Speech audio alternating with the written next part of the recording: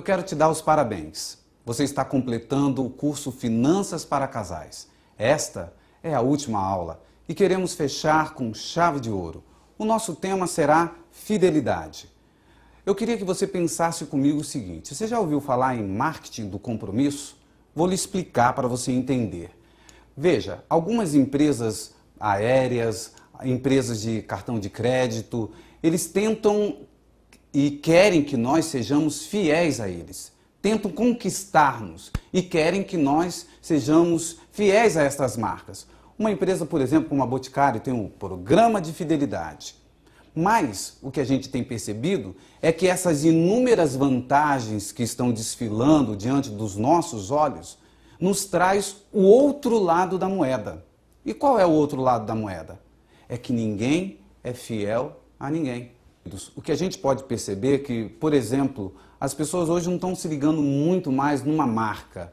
Elas querem vantagens. Então tem aqui o concorrente, o iPhone e o Galaxy. Se você descobrir que o Galaxy tem as mesmas funções do iPhone, só que o preço é pela metade, meu amigo, você não será fiel ao iPhone.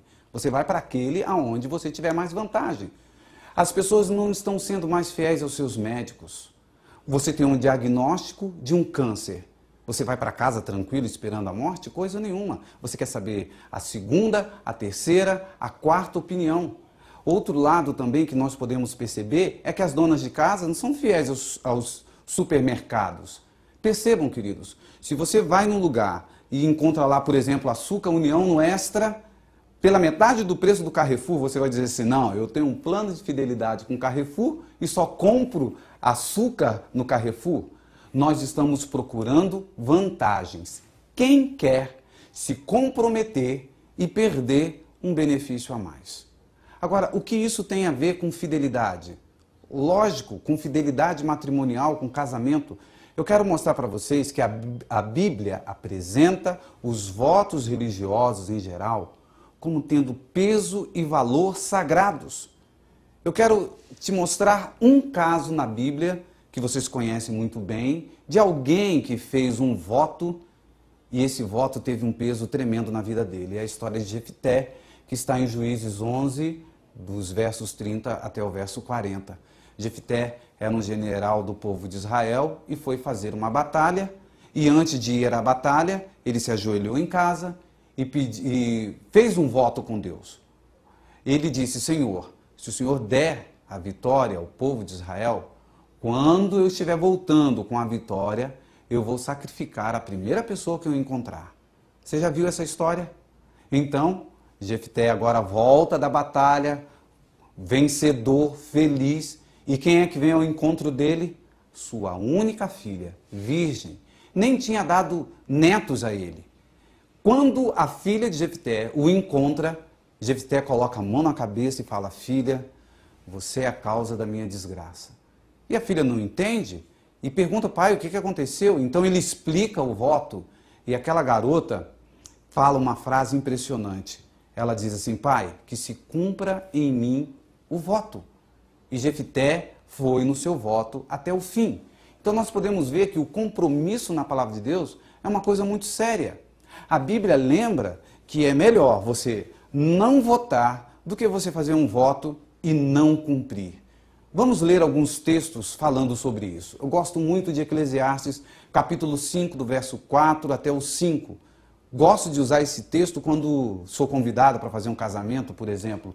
Vamos ler. Quando a Deus fizeres algum voto, não tardes em cumpri-lo, porque não se agrada de tolos. O que votares, paga-o. Melhor é que não votes do que votares e não pagares.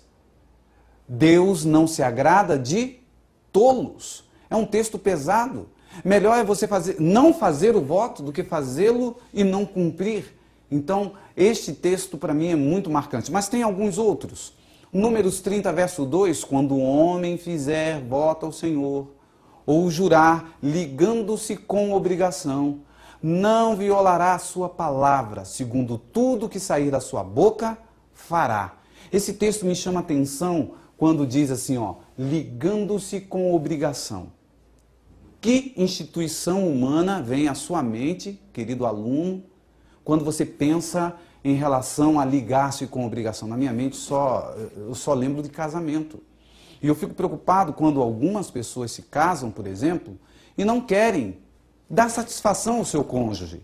Algumas pessoas chegam para mim e falam assim: pastor, o meu celular às vezes parece um rastreador. A mulher quer saber onde eu estou, com quem eu estou, o que eu estou fazendo.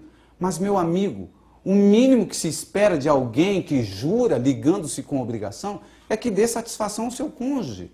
Eu costumo dizer que se tiver uma maneira assim meio exacerbada, vá fazer uma terapia. Mas dentro de uma normalidade, eu tenho que dizer para minha esposa: querida, teve uma enchente, eu vou me atrasar um pouco, fique tranquila, não se preocupe.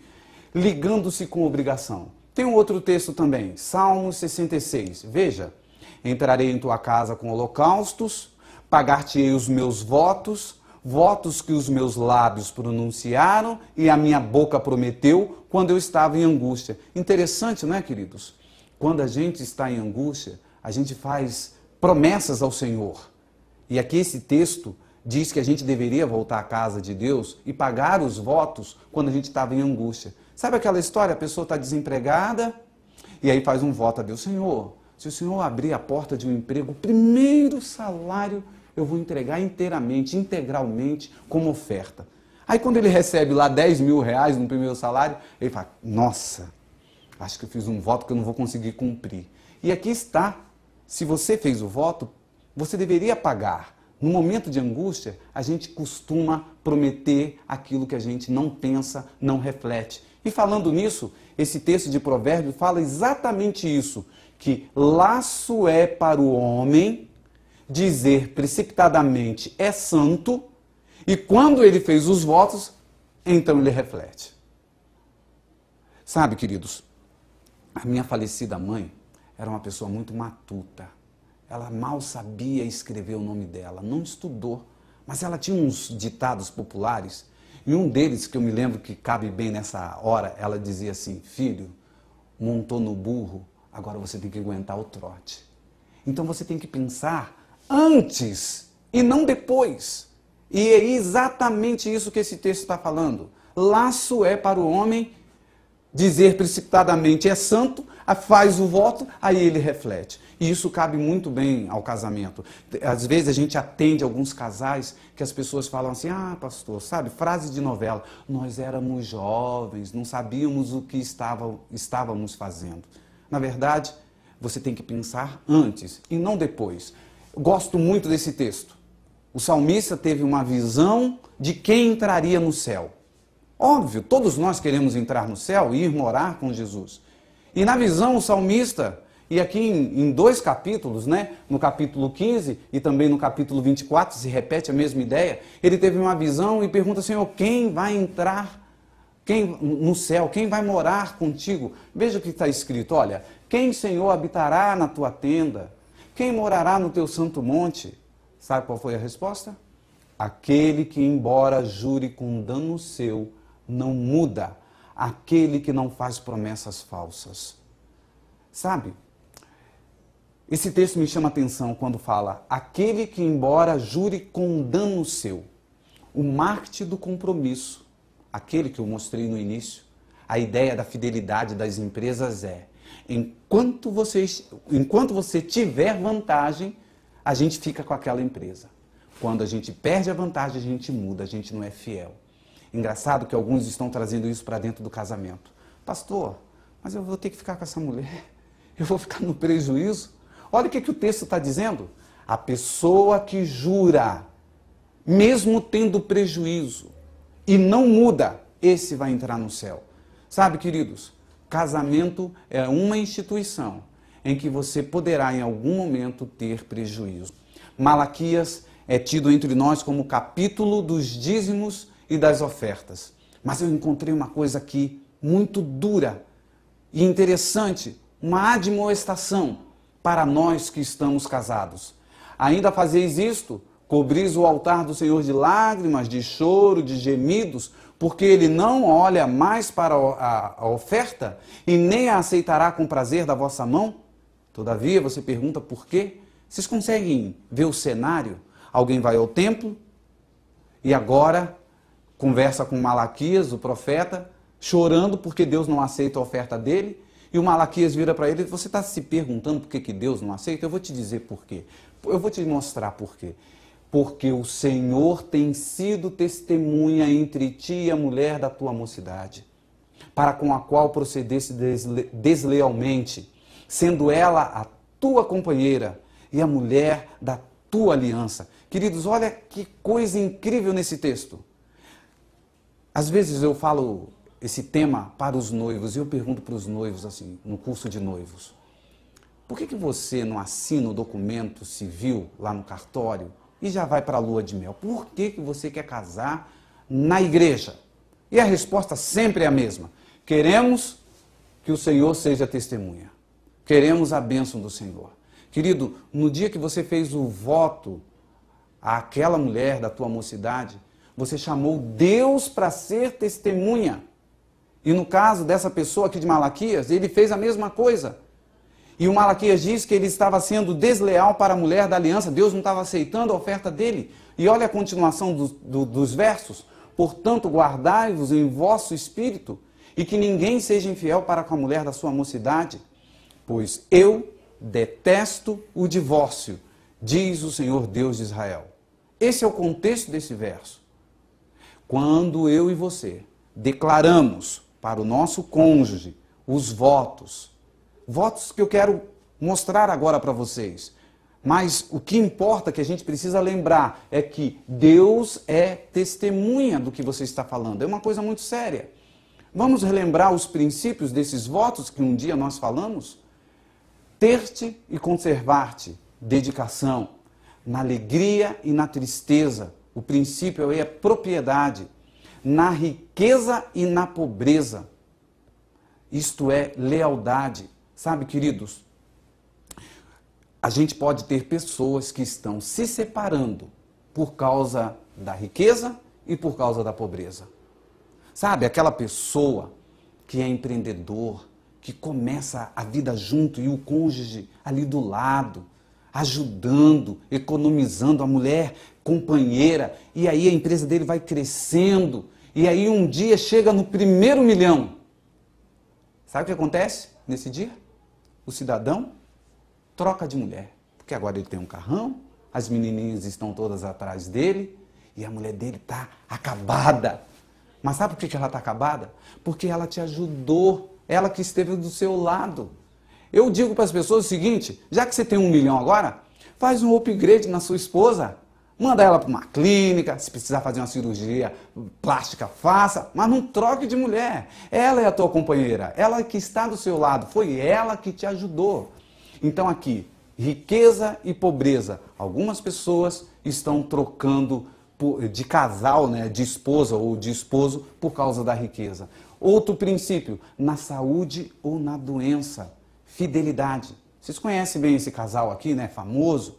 Acho bonito esse companheirismo da esposa do Lula ao lado dele no momento difícil, um câncer. Então, quando nós fazemos o voto, não podemos esquecer. Sabe, quando a gente casa, tá tudo no lugar, tudo durinho, uma maravilha, não é? Mas quem é que tem uma bola de cristal para saber que daqui a 5 anos o seu cônjuge vai estar em cima de uma cama com câncer, por exemplo? Nessa hora você vai pular do barco porque você vai estar com prejuízo? Não, o seu voto contempla essas circunstâncias da vida. Até que a morte os separe. O princípio aqui é companheirismo. Queridos, fidelidade por quanto tempo? Deus falou, Jesus Cristo falou aqui no Novo Testamento, tão conhecido entre nós. Portanto, o que Deus ajuntou, não o separe o homem. Hoje tem a tal da incompatibilidade de gênios. Queridos, Deus não mudou. O princípio bíblico é até que a morte os separe. Não é até que o feijão queimado os separe. Não é até que a meia que eu pedi para ela lavar e ela não lavou os separe. Às vezes as pessoas nos procuram e falam: pastor, o amor acabou. Eu atendi um casal que um deles falou: mas eu não gosto mais, o amor acabou. E eu, brincando, falei com aquela pessoa: eu não sei se eu acredito em você ou se eu rasgo a minha Bíblia. Que isso, pastor? O que o senhor quer dizer com isso? Eu quero dizer que lá em Coríntios, capítulo 13, No verso 8 está escrito: o amor jamais acaba. O amor é um sentimento aprendido. Você pode aprender a amar novamente. E aqui está, querido: o que Deus ajuntou, não o separe o homem. E eu quero terminar esta nossa aula com esse slide. Diz uma frase muito conhecida que uma imagem vale mais do que 1000 palavras. Eu quero saber se você é um bom leitor de imagem. Eu quero que você aproxime aqui a imagem para que os meus alunos possam assistir, possam ver. Vocês estão vendo essa imagem aqui? Um casal. Mas eu queria que você olhasse o olhar dessa senhora para o seu jovem namorado, né? Olha aqui. O que será que ela está dizendo? O que você lê ao ver o olhar dessa senhora? Sabe, queridos, eu vejo comprometimento, eu vejo amor, eu vejo carinho. Eu peguei essa imagem lá na internet e fiquei impressionado. O amor é o motivo correto pelo qual nós deveríamos estar um com o outro. Eu queria que neste final de aula, no final deste curso, que você pensasse nos votos que você fez àquela pessoa que você ama, a tua companheira, o teu companheiro. E que você hoje renovasse, segurasse a mão desta pessoa que você ama, se ela está aí contigo, e dissesse novamente: querido, querida, eu quero renovar contigo os votos que um dia eu fiz e que chamei o Senhor Jesus, o nosso Deus, para ser testemunha. Queridos, sejam fiéis na hora da vantagem, na hora da desvantagem. E certamente o Senhor será honrado e louvado pela sua atitude. Eu quero desejar a você todas as felicidades do mundo e que Deus esteja ao seu lado e que você seja fiel à mulher, ao homem da tua mocidade. Que Deus te abençoe. Sejam felizes.